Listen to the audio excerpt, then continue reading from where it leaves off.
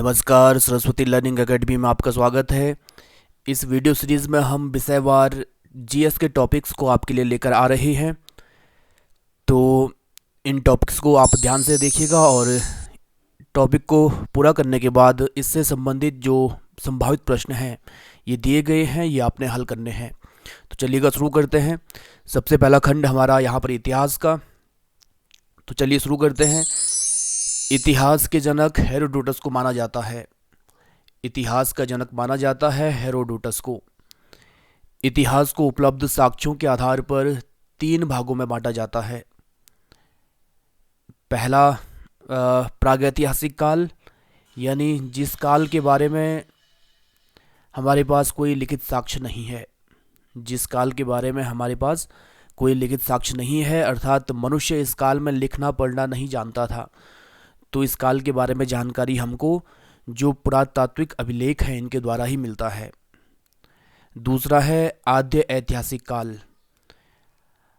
आद्य ऐतिहासिक काल यानी ऐसा इस काल में हमें मनुष्य द्वारा लिखे गए साक्ष्य तो मिलते हैं लेकिन उनको पढ़ा नहीं जा सका है। यानी इस काल में मनुष्य लिखना तो सीख गया था लेकिन उसने क्या लिखा है ये अभी तक हम पढ़ नहीं पाए हैं। तो इस काल को कहते हैं आद्य ऐतिहासिक काल। और तीसरा है ऐतिहासिक काल, यानी इस काल में मनुष्य द्वारा लिखे गए अभिलेखों को पढ़ा जा सकता है, समझा जा सकता है। तो वर्तमान में भी ऐतिहासिक काल चल रहा है। अब इन 3 भागों को भी अनेक भागों में बांटा जाता है। जैसे प्रागैतिहासिक काल को पाषाण युग, कांस्य युग और लोह युग में बांटा जाता है।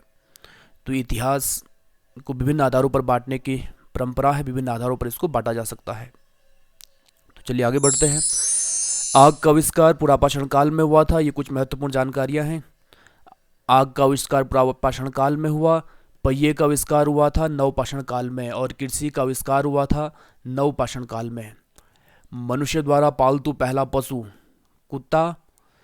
मनुष्य द्वारा प्रयुक्त पहली धातु तांबा। मनुष्य द्वारा प्रयुक्त पहला औजार कुल्हाड़ी और मनुष्य द्वारा उगाई गई पहली फसल गेहूं। तो इनको याद रखिएगा। गेहूं उगाने के साक्ष्य मिलते हैं मेहरगढ़ से, और मेहरगढ़ पड़ता है बलूचिस्तान यानी पाकिस्तान में। भारत में पुरापाषाणकालीन औजारों की खोज सर्वप्रथम रॉबर्ट ब्रूसफुट ने की थी। भारत में पुरापाषाणकालीन औजारों की खोज सर्वप्रथम रॉबर्ट ब्रूसफुट ने की। भीमबेटका यहाँ से प्रागैतिहासिक कालीन गुफाओं से शैलचित्र प्राप्त होते हैं। प्रागैतिहासिक काल में मनुष्य गुफाओं में रहता था और वहाँ पर उसने चित्र बनाए हैं। तो ये में भीमबेटका पड़ता है मध्य प्रदेश में। बुर्जहोम, यहाँ पर मानव के साथ कुत्ता दफनाने का साक्ष्य प्राप्त होता है। ये बुर्जहोम कहाँ है? ये है कश्मीर में। बुर्जहोम कश्मीर, यहाँ पर मानव के साथ कुत्ता दफनाने का साक्ष्य प्राप्त होता है। तो प्राग ऐतिहासिक काल और आद्य ऐतिहासिक काल के बारे में काफ़ी सारी जानकारियां हैं, लेकिन आप इनको याद रखिएगा। फिलहाल इनसे संबंधित प्रश्नों को कर लेते हैं। पहला प्रश्न अब आपको याद हो चुका होगा, इतिहास का जनक किसे कहते हैं? दूसरा प्रश्न, मानव इतिहास के जिस काल में हमें कोई लिखित साक्ष्य प्राप्त नहीं होता है वह क्या कहलाता है? तीसरा प्रश्न, मनुष्य द्वारा पालतू पहला पशु क्या था? चौथा प्रश्न, गेहूं उगाने का साक्ष्य सर्वप्रथम कहाँ मिलता है? और पांचवा प्रश्न, कुत्ते के साथ मनुष्य दफनाने का साक्ष्य कहाँ मिलता है? तो आपको याद हो चुका होगा। तो इतिहास में आज इतना ही, फिर कल अगले अंक में फिर आगे बढ़ेंगे। इसके बाद दूसरा खंड है भूगोल। भूगोल में शुरू करते हैं। भूगोल शब्द का प्रयोग सर्वप्रथम इरेटोस्थनीज ने किया था। ये यूनानी दार्शनिक, यूनानी विद्वान थे, यूनानी ज्योग्राफर थे। इन्होंने सर्वप्रथम भूगोल शब्द का प्रयोग किया था। इनको ज्योग्राफी का पिता भी कहते हैं। ज्योग्राफी ग्रीक भाषा से बना हुआ है। जियो धन ग्राफिया। जियो का तात्पर्य होता है पृथ्वी और ग्राफिया का तात्पर्य होता है वर्णन, यानी ज्योग्राफी का तात्पर्य है पृथ्वी का वर्णन। ब्रह्मांड जितना भी अस्तित्वमान पिंड है उन सब के संकलित स्वरूप को ब्रह्मांड कहते हैं। यानी जो कुछ भी है, जितना भी अस्तित्वमान ऊर्जा है, पिंड है, इस सब के सम्मिलित स्वरूप को ब्रह्मांड कहते हैं। ब्रह्मांड अनंत होता है। ब्रह्मांड की उत्पत्ति कैसे हुई, इसके संबंध में कई सारे सिद्धांत हैं, लेकिन जो सबसे प्रमुख सिद्धांत है, जो सबसे अधिक मान्य है, उसका नाम है महाविस्फोट सिद्धांत। और इस महाविस्फोट सिद्धांत को प्रतिपादित किया था बेल्जियम के खगोलज्ञ जॉर्ज लेमेंटियर ने। बेल्जियम के खगोल शास्त्री जॉर्ज लेमेंटियर ने। तो इसको याद रखिएगा, महाविस्फोट सिद्धांत। ये महाविस्फोट सिद्धांत क्या है कि ये मानता है कि आरंभ में ब्रह्मांड एक अत्यंत छोटे गोले के आकार का था, बिंदु के बराबर, जिसका आयतन काफ़ी ज़्यादा था और आयतन काफ़ी सूक्ष्म था, काफ़ी कम था और घनत्व अनंत था। 13.7 अरब वर्ष पूर्व इस गोले में महाविस्फोट हुआ, यानी बिग बैंग हुआ, और जिसके कारण यह अनेक हिस्सों में टूट गया था। यह पदार्थ धीरे धीरे ठंडा हुआ, इसका घनत्व कम हुआ और आयतन बढ़ता गया, और जिससे जो वर्तमान ब्रह्मांड है वो अस्तित्व में आता है। तो बिग बैंग सिद्धांत है। इसमें कुछ बातें महत्वपूर्ण कि बिग बैंग सिद्धांत दिया था जॉर्ज लेमेंटियर ने, और बिग बैंग कब हुआ? 13.7 अरब वर्ष पूर्व। ब्रह्मांड में अनंत तारे हैं, अनगिनत तारे हैं। ब्रह्मांड को मंदाकिनी या गैलेक्सी में बांटा गया है, और अनुमान तो ब्रह्मांड में 100 अरब मंदाकिनी हैं, 100 अरब गैलेक्सी हैं, और अनुमानतः एक मंदाकिनी में करीब 100 अरब तारे होते हैं। तो ये केवल अनुमान है, क्योंकि अनुमान करना बड़ा कठिन है। जिस मंदाकिनी में हमारा सौर मंडल है, जो हमारी मंदाकिनी है, इसका नाम है आकाशगंगा या मिल्की वे। यानी हमारी गैलेक्सी का नाम है आकाशगंगा या मिल्की वे, और इसका आकार सर्पिलाकार है, स्पाइरल है, और इसकी खोज गैलीलियो ने की थी। तो ये हमारी मंदाकिनी आकाशगंगा या मिल्की वे, आकार स्पाइरल सर्पिलाकार, और इसकी खोज की थी इटली के वैज्ञानिक गैलीलियो ने। और आकाशगंगा के सर्वाधिक पास स्थित आकाशगंगा, जो हमारी आकाशगंगा है, इसके सर्वाधिक पास स्थित दूसरी मंदाकिनी, इसका नाम है एंड्रोमेडा या देवयानी। एंड्रोमेडा या देवयानी। तो चलिए इससे संबंधित प्रश्नों को देख लेते हैं। पहला अभ्यास प्रश्न, बिग बैंग थ्योरी किसने प्रतिपादित की थी? बिग बैंग थ्योरी किसने प्रतिपादित की थी? दूसरा, भूगोल का जनक किसे कहा जाता है? तो आपको याद होगा। तीसरा, हमारा सौर मंडल किस मंदाकिनी या गैलेक्सी में स्थित है? चौथा प्रश्न, आकाशगंगा की खोज किसने की थी?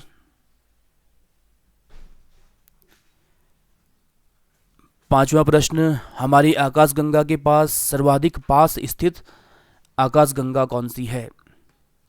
हमारी आकाशगंगा के पास स्थित गैलेक्सी का नाम क्या है? तो आपको याद हो चुके होंगे। तो चलिए तीसरा खंड हमारा संविधान का। संविधान के बारे में, विश्व में सर्वप्रथम संविधान लागू किया, संविधान बनाने वाला देश था अमेरिका, और अमेरिका ने स्वाधीनता की घोषणा की थी 4 जुलाई 1776 को। और इसके बाद 1787 में फिलाडेल्फिया में अमेरिका के संविधान पर स्वीकृति बनती है।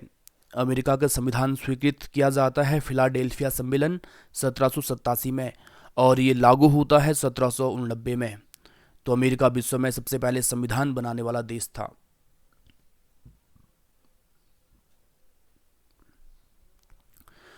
तो भारत में जो संविधान बना है, ये अंग्रेजों के द्वारा पारित कई अधिनियमों के द्वारा इसका विकास हुआ है।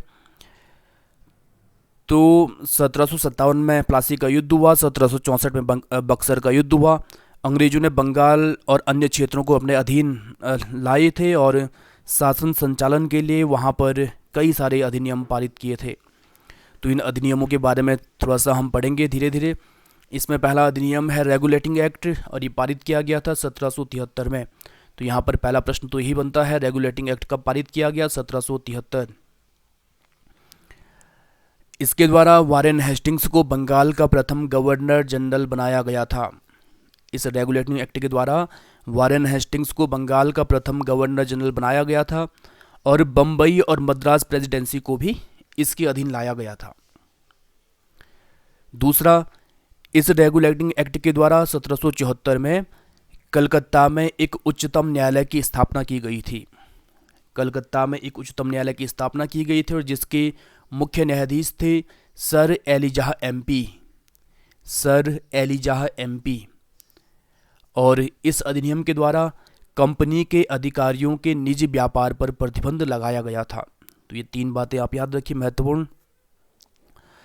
दूसरा अधिनियम Pitt's India act 1784, Pitt's India act 1784। तो इसके द्वारा कंपनी पर दोहरा नियंत्रण स्थापित किया गया था, यानी एक बोर्ड ऑफ डायरेक्टर था जो व्यापारिक मामलों को देखता था और एक बोर्ड ऑफ कंट्रोलर था जो राजनीतिक मामलों को देखता था। तो यानी कंपनी पर दोहरा नियंत्रण स्थापित कर दिया गया था पिट्स ऑफ इंडिया एक्ट के द्वारा। और तीसरा, ये 1813 का चार्टर एक्ट महत्वपूर्ण है। इस एक्ट के द्वारा ईस्ट इंडिया कंपनी के व्यापारिक एकाधिकार को समाप्त कर दिया गया था। ईस्ट इंडिया कंपनी के व्यापारिक एकाधिकार को समाप्त किया गया 1813 के चार्टर एक्ट के द्वारा, लेकिन चाय और चीन को छोड़ करके, यानी चाय और चीन के को 20 साल के लिए इस पर कंपनी को एकाधिकार दिया गया।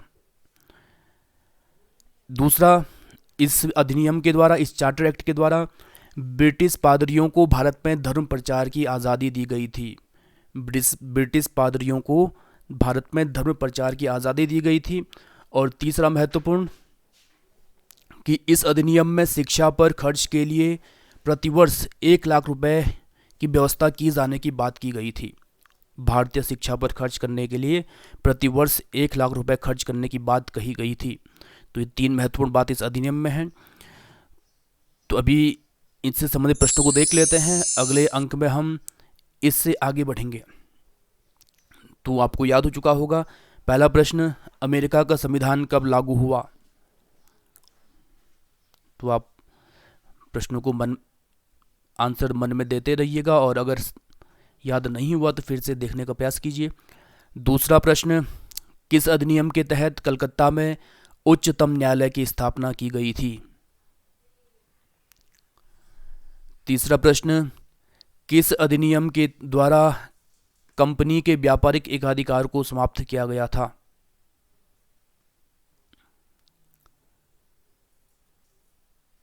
चौथा प्रश्न, किस अधिनियम के द्वारा ईसाई पादरियों को भारत में धर्म प्रचार की अनुमति दी गई थी?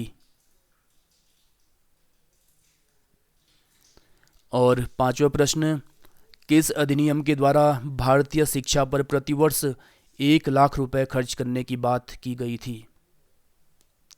तो उम्मीद है आपने सभी प्रश्नों को सही किया होगा। तो आइए अगला खंड, चौथा खंड है अर्थव्यवस्था। तो इसके बारे में देख लेते हैं। अर्थशास्त्र के जनक माने जाते हैं एडम स्मिथ, और इन्होंने जो पुस्तक लिखी थी इसका नाम था वेल्थ ऑफ नेशंस। अर्थशास्त्र के जनक एडम स्मिथ और पुस्तक का नाम है वेल्थ ऑफ नेशन। अर्थव्यवस्था के 3 सेक्टर होते हैं। किसी भी देश में अर्थव्यवस्था के 3 क्षेत्रक होते हैं। जो पहला क्षेत्रक है इसको कृषि क्षेत्रक कहते हैं, और इसमें वे गतिविधियां शामिल होती हैं जो प्रत्यक्षतः प्राकृतिक संसाधनों से जुड़ी होती हैं। प्राथमिक सेक्टर, प्राथमिक क्षेत्रक, इसमें कृषि और उससे संबद्ध गतिविधियां होती हैं जो प्राथमिक क्षेत्र से जुड़ी होती हैं, जैसे कृषि, पशुपालन, मत्स्यन, खनन आदि, ये चीज़ें इसमें शामिल की जाती हैं। दूसरा है द्वितीयक सेक्टर। ये सेक्टर प्राथमिक सेक्टर पर निर्भर होता है और इसमें निर्माण और विनिर्माण को शामिल किया जाता है। इसको हम उद्योग क्षेत्र भी कहते हैं, उद्योग क्षेत्रक भी कहते हैं। जैसे कई सारे उद्योग हैं, लौह इस्पात उद्योग है, वस्त्र उद्योग है, वाहन, इलेक्ट्रॉनिक्स, कई जो भी उद्योग हैं सब द्वितीयक सेक्टर में शामिल किया जाता है। तीसरा है तृतीयक क्षेत्र। इसमें सेवा से संबंधित सेवाओं को सम्मिलित किया जाता है। इसको सेवा क्षेत्र भी कहते हैं, सर्विस सेक्टर कहते हैं। जैसे बीमा है, बैंकिंग है, शिक्षा, पर्यटन, चिकित्सा आदि, ये सब सेवाएं हैं, तो इसको शामिल किया जाता है तृतीय क्षेत्र में।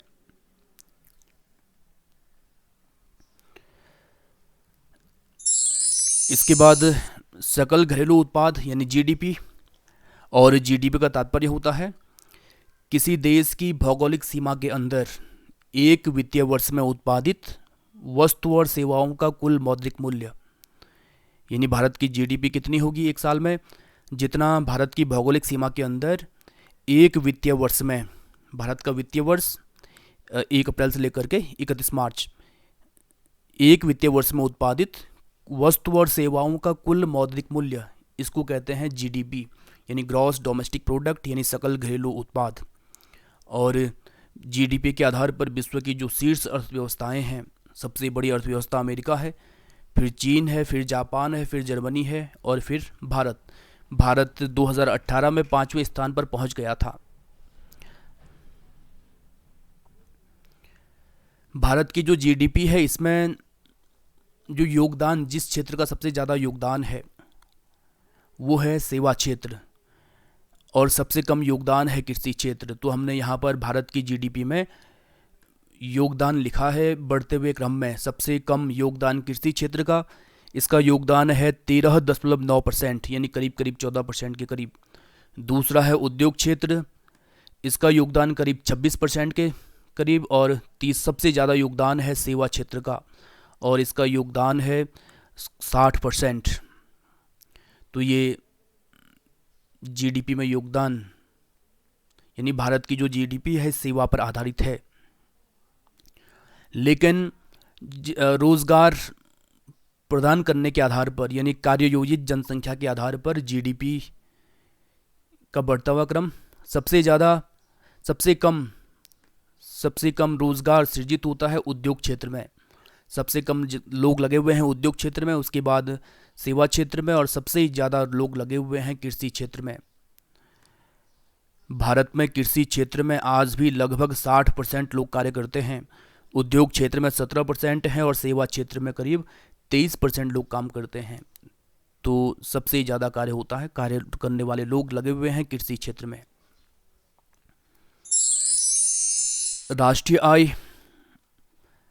राष्ट्रीय आय के लेखांकन का जनक मानते हैं साइमन कुजनेट्स को। राष्ट्रीय आय के लेखांकन का जनक साइमन कुजनेट्स, और साइमन कुजनेट्स को इसके लिए नोबेल भी प्रदान किया गया था। भारत में राष्ट्रीय आय की गणना सर्वप्रथम दादाभाई नौरोजी ने की थी, और इन्होंने 1868 में भारत की प्रति व्यक्ति आय 20 रुपये बताई थी। 1949 में राष्ट्रीय आय समिति की गणना की गई थी, और जिसके अध्यक्ष थे पीसी महालनोबिस। 1949 में राष्ट्रीय आय समिति अध्यक्ष पीसी महालनोबिस। वर्तमान में राष्ट्रीय आय की गणना करता है केंद्रीय सांख्यिकी संगठन, यानी CSO, केंद्रीय सांख्यिकी संगठन। और भारत में जो वित्तीय वर्ष है 1 अप्रैल से लेकर के 31 मार्च तक। और हमने देखा था कि भारत की राष्ट्रीय आय में सर्वाधिक योगदान सेवा क्षेत्र का है। भारत की राष्ट्रीय आय में सर्वाधिक योगदान सेवा क्षेत्र का है। इसमें एक शब्द आता है हिंदू वृद्धि दर, और ये भारत की राष्ट्रीय आय में वृद्धि को दर्शाता है। हिंदू वृद्धि दर, भारत की राष्ट्रीय आय में वृद्धि। 1950 से लेकर के 1980 तक की जो निम्न वृद्धि दर है, इसको प्रोफेसर राजकृष्णा ने हिंदू वृद्धि दर कहा है। 1950 से लेकर के 1980 तक भारत की वृद्धि दर काफ़ी कम रही, और इसको प्रोफेसर राजकृष्णा ने हिंदू वृद्धि दर कहा है। इनका मानना था कि हिंदुओं का भाग्यवाद से विश्वास होता है, और ये संतोष की भावना इनमें होती है, जिस कारण भारत की अर्थव्यवस्था काफ़ी धीरे धीरे बढ़ी है। तो एक तरीके से इन्होंने व्यंग किया था, आलोचना की थी। तो हिंदू वृद्धि दर, भारत की राष्ट्रीय आय में वृद्धि। तो चलिएगा प्रश्नों को देखते हैं। पहला प्रश्न, अब अर्थशास्त्र का जनक किसे कहा जाता है? तो आपको याद हो चुका होगा। दूसरा प्रश्न, खनन को अर्थव्यवस्था के किस क्षेत्रक में शामिल किया जाता है?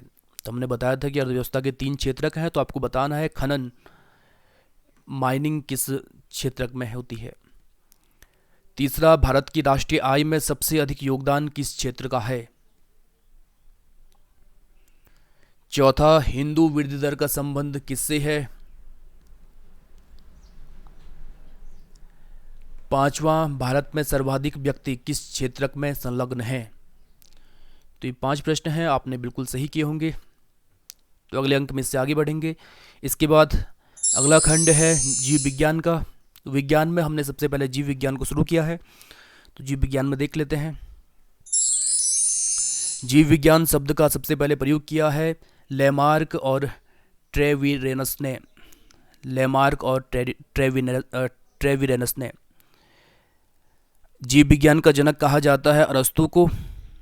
जीव विज्ञान का जनक अरस्तु। जंतु विज्ञान का जनक भी अरस्तु को कहते हैं। जीव विज्ञान की कुछ महत्वपूर्ण शाखाएं हैं, तो इनमें पूछा जाता है, जैसे एपीकल्चर, इसमें मधुमक्खी पालन का अध्ययन किया जाता है।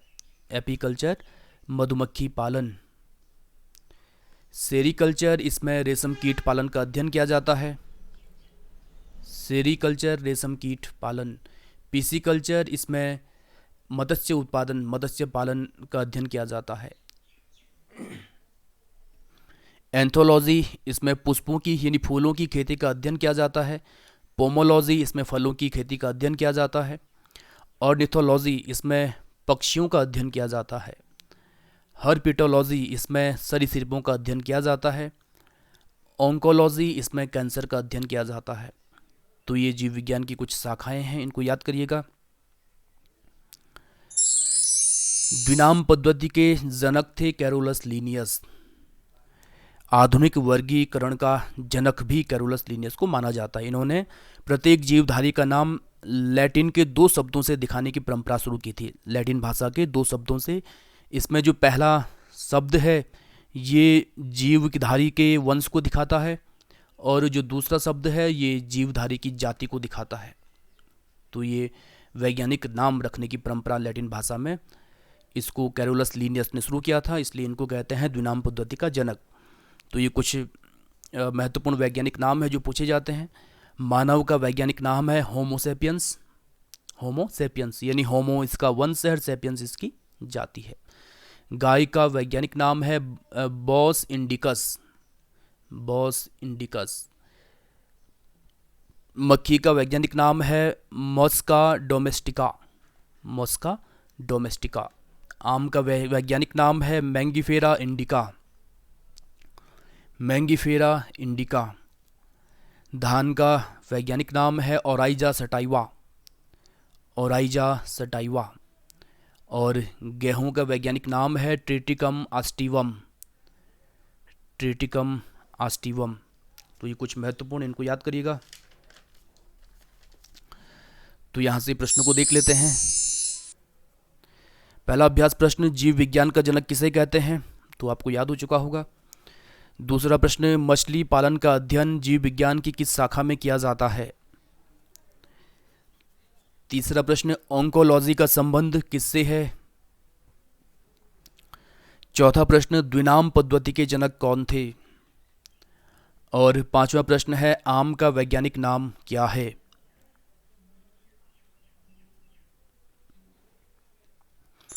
तो चलिए आज ये अगले खंड को देख लेते हैं। 6वां खंड है उत्तराखंड। उत्तराखंड में आज हम थोड़ा उत्तराखंड के भौगोलिक विभाजन के बारे में पढ़ेंगे। उत्तराखंड 11वां हिमालयी राज्य है। उत्तराखंड 11वां, स्थापना के आधार पर 11वां हिमालयी राज्य है। आज़ादी के समय केवल एक हिमालयी राज्य था और उसका नाम था असम, और इसके बाद धीरे धीरे अन्य राज्यों का गठन हुआ। और जो 11 हिमालयी राज्य हैं इसमें असम पहला है, फिर जम्मू कश्मीर, नागालैंड, हिमाचल प्रदेश, मेघालय, मणिपुर, त्रिपुरा, सिक्किम, अरुणाचल प्रदेश, मिजोरम और उत्तराखंड। तो यहाँ पर आप याद कर सकते हैं कि इसमें 7 राज्य तो पूर्वोत्तर के हैं, और जम्मू कश्मीर, हिमाचल प्रदेश, उत्तराखंड 3 ये हो गए, 1 सिक्किम हो गया, 4। तो यानी हम ये कह सकते हैं कि 7-1 जो 7 सिस्टर्स 1 ब्रदर्स हम जो कहते हैं पूर्वोत्तर के, 8 वो हैं, और 1 जम्मू कश्मीर है, 9 हिमाचल प्रदेश, 10 उत्तराखंड, 11। तो इनको याद रखिएगा। उत्तराखंड के भौगोलिक विभाजन को देख लेते हैं। उत्तराखंड को भौगोलिक आधार पर 8 भागों में बांटा जा सकता है और इसमें हम उत्तर से दक्षिण की ओर चलेंगे। उत्तर से दक्षिण की ओर ये सबसे पहला जो भाग है इसको कहते हैं ट्रांस हिमालयी क्षेत्र, यानी जो हिमालय से पहले का है, सबसे उत्तर में है। और जो ऊंचे ऊंचे दर्रे हैं, माणा, नीति, ये यहीं पर हैं, ट्रांस हिमालयी क्षेत्र। दूसरा बृहद हिमालयी क्षेत्र, या जिसको हम मुख्य हिमालय भी कहते हैं या उच्च हिमालय भी कहते हैं। और इसको हिमाद्री भी कहते हैं क्योंकि वर्ष भर यहाँ पर बर्फ रहती है। और इसकी ऊंचाई है 4500 से 7817 मीटर, 4500 से ऊपर। और नंदा देवी की ऊंचाई तक, नंदा देवी की ऊंचाई है 7817 मीटर, जो कि उत्तराखंड में सबसे ऊंचा है। और यहाँ बड़ी मात्रा में हिमनद होते हैं, ग्लेशियर होते हैं। अधिकांश दर्रे इसी भाग में हैं, मुख्य हिमालय वाले भाग में है। और यहाँ पर ग्रीष्मकाल में ज़्यादा वर्षा होती है। वनस्पति बिल्कुल है नहीं, लेकिन थोड़ा बहुत जो चील, सागौन और साल के वृक्ष पाए जाते हैं। फूलों की घाटी यहीं बृहद हिमालय में स्थित है और भोटिया जनजाति भी बृहद हिमालय में ही निवास करती है। तो ये महत्वपूर्ण प्रश्न पूछा जाता है। अगला भौगोलिक भाग है लघु हिमालयी क्षेत्र, और ये इसको मध्य हिमालय भी कहते हैं। और 1200 मीटर से लेकर के 4500 मीटर तक इसकी ऊंचाई है, 1200 मीटर से लेकर के 4500 मीटर तक। तो यहाँ पर जीवाश्म का बिल्कुल अभाव होता है। अनेक ताल यहाँ पर पाए जाते हैं और गर्मियों के लिए यहाँ पर पर्यटन काफ़ी अच्छा होता है, जैसे नैनीताल वगैरह। और यहाँ पर खनिज बड़ी मात्रा में पाए जाते हैं। तांबा अल्मोड़ा पौड़ी में मिलता है, एस्बेस्टस पौड़ी में मिलता है, ग्रेफाइट पौड़ी व अल्मोड़ा में मिलता है। और यहाँ पर शीतोष्ण कटिबंधीय कर्णधारी वन हैं। तो ये लघु हिमालयी क्षेत्र, इसकी ऊंचाई। अगला है दून या द्वार। तो मध्य हिमालय और शिवालिक श्रेणियों के बीच यहाँ पर ये दून और द्वार उत्तर से दक्षिण की ओर हम आ रहे हैं। ये इससे उत्तर में मध्य हिमालय है, लघु हिमालय है, और दक्षिण में शिवालिक श्रेणी है। तो इनके बीच में जो चौरस घाटियाँ पड़ती हैं, इनको कहते हैं दून या द्वार, जैसे देहरादून। तो ये चौरस घाटियाँ हैं, लंबी संकरी घाटियाँ हैं। यहाँ पर अत्यधिक जनसंख्या घनत्व है क्योंकि ये काफ़ी उपजाऊ भी हैं, जैसे देहरादून बासमती के लिए प्रसिद्ध है। तो ये दून और द्वार। अगला है शिवालिक श्रेणी। शिवालिक श्रेणी, इसको बाह्य हिमालय भी कहते हैं, हिमालय का सबसे दक्षिणतम भाग। और इसकी ऊंचाई है 700 मीटर से लेकर के 1200 मीटर तक। और ये हिमालय का सबसे नवीन भाग है, सबसे नया भाग है। हिमालय का जो भाग जितना ऊंचा है वो इतना पुराना है, क्योंकि हम जानते हैं कि हिमालय कहते हैं कि अभी भी इसकी ऊंचाई लगातार बढ़ रही है। यहाँ पर गर्मियों में मौसम काफ़ी सुहावना होता है। अधिकांश पर्यटन स्थल यहीं पर है और खनिज की दृष्टि से ये काफ़ी महत्वपूर्ण है। जैसे देहरादून और ऋषिकेश में बालू, संगमरमर, जिप्सम आदि पाए जाते हैं। सीमेंट उद्योग का काफ़ी ज़्यादा विकास हुआ है। अगला क्षेत्र है भाबर क्षेत्र। हिमालय से जब नीचे उतरते हैं नदियाँ, शिवालिक श्रेणी से नीचे उतरती हैं मैदानी भागों में, तो अपने साथ बड़े बड़े पत्थर और अवसाद बिछा देती हैं। और इस अवसाद के नीचे से नदी बहने लगती है और ऐसा लगता है कि नदी बिल्कुल लुप्त हो गई है। तो ये भाबर क्षेत्र है और यहाँ पर कृषि बिल्कुल नहीं होती है, कृषि के लिए अनुपयुक्त है। और अगला है तराई क्षेत्र। भाबर के बाद नदियाँ पुनः दिखने लगती हैं और इसको तराई क्षेत्र कहते हैं। यहाँ पर पाताल तोड़ कुएं पाए जाते हैं। और अगला है गंगा का मैदान। गंगा का मैदान, और ये दक्षिण हरिद्वार का अधिकांश भाग इसी में शामिल है। और नदियों द्वारा यहाँ पर महीन मिट्टी लाई जाती है, तो काफ़ी उपजाऊ भी है। इसमें जिन क्षेत्रों में प्रतिवर्ष बाढ़ का पानी नहीं पहुँच पाता है और मिट्टी पुरानी होती है, उन्हें बांगर मिट्टी के क्षेत्र कहते हैं।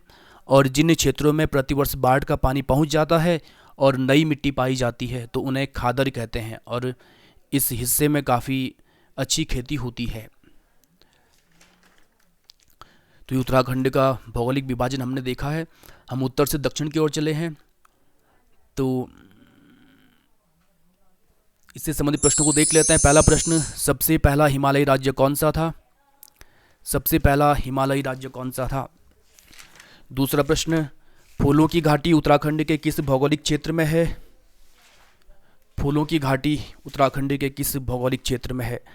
तीसरा प्रश्न, कौन सी जनजाति वृहद हिमालय में निवास करती है? काफ़ी महत्वपूर्ण, कई बार पूछा गया है।